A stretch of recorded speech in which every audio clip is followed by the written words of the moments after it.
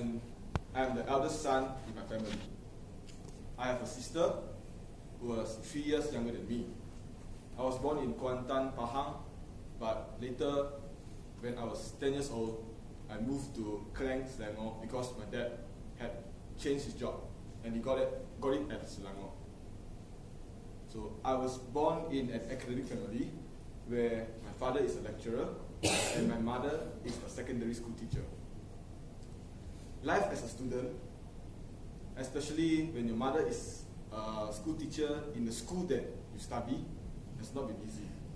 So, born in an academic family, what my family emphasizes is grades.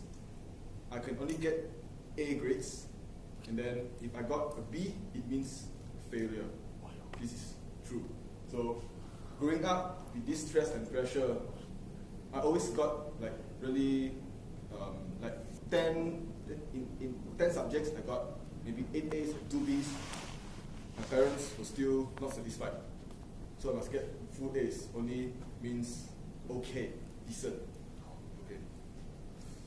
So, but I really don't like to study when I was young, like primary school until the early stage of secondary school. I always played online games, and my turning point came when I was 15 years old, after my PMR results. I got really bad results, and then my confidence level dropped to a very, very low point at time. During that time, I saw my friends, they got good results. Even the girl that I admire, she got good results. So I'm standing here, like, I feel that I'm isolated with my friends and the girl that I like. So after that, I started to really study, and the time is where the time that I finally realized how wonderful it is to have a purpose-driven life. So during that time, my purpose is to study. So the purpose of my life always changed from time to time, but the motivation and the desire to reach success is I developed that desire when I was after my PMR results came out. So for me, purpose is very powerful. So besides study, I think I don't look like a nerd, even though I have specs on, but actually I do play sports.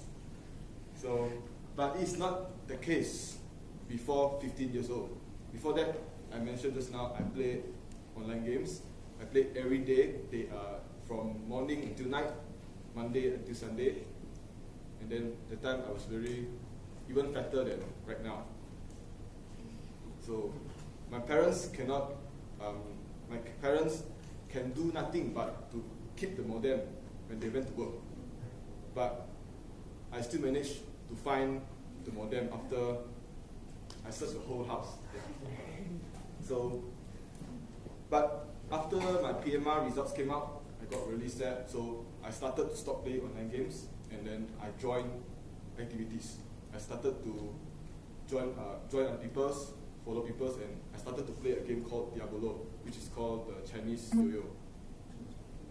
Oh, in case you never see it, it's like this thing. So I went to performance, I learned how to communicate with people, I learned how to play, and yeah, that's the time I really started to be more active. But the time that I love sports is when I'm 17 years old, where I watch basketball. The time is Kobe Bryant's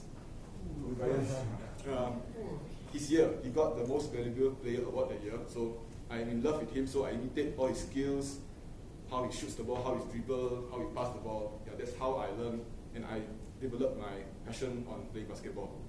But tragedy strikes when I rolled my ankle very seriously when I'm 18 years old. And then when I'm in first year of university, I dislocated my right shoulder. And it's very serious until when I try to get out of the bed, I can dislocate my shoulder easily. So the doctor even called me to stop playing basketball. But yeah, eventually I stopped playing basketball, not so much, but the passion and the love of the game is still inside my heart. Besides playing basketball, I'm also a marathon champion. But don't get it wrong, because the marathon champion doesn't mean that I can run very long, but it's actually I'm describing the state of my mind. So I'm very persistent, I'm very consistent, I can endure, I can wait, because this implies on how I chase my girlfriend. So I just told you just now I have a girl that I like when I'm from 3 after PMR, but actually I like her when I was 14. But it took me 7 years to finally got to be the girl, to be with the girl of my dreams. And the girl, my girlfriend, once asked me, why do I so consistent, and how do I endure all these long waits after she rejected me time to time? And I answered, firstly is because I think that no other girls will like me, this type of person. And secondly, the most importantly is, it's my dream. But the dream is not to chase the girl, but my ultimate dream is to build a successful family.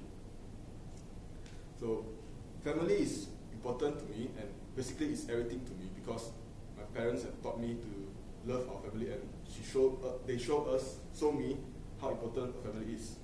Family is where you find love, where you find comfort and have advice, and the last line of defense for a broken person.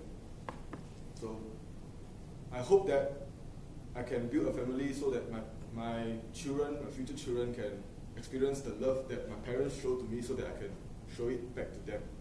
And a happy family is an earlier heaven. So basically this is all about me. Not all, but half all about me. And then I would like to share with you one last quote before I end the speech, which always pulls me when I'm down or I face failure, which is "Turn your wounds into wisdom" by Oprah Winfrey. Break failure as the key to success, because when you fall down, get up and be stronger. Back to you.